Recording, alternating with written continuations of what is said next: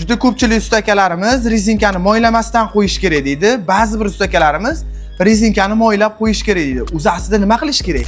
Ko'rib turgan bu Spark mashinalarini o'ng tomonidan juda ajoyib g'itchillagan ovoz chiqib qolgan. Agar bu Sparkni moyga qildirsa yoki aynan shu o'ng tomoniga odam o'tirsa, o'sha ovozlar yo'qolib qoladi.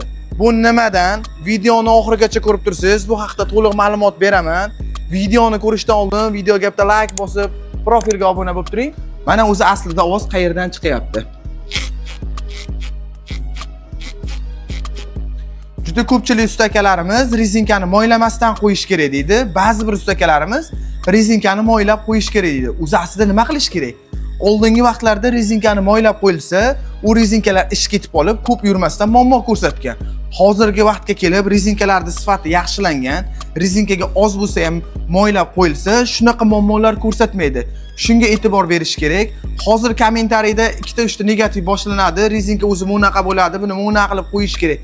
Hozirgi vaqtga kelib rezinkalar rivojlangan, texnologiyalar rivojlangan. Shunga ham e'tibor beraylik.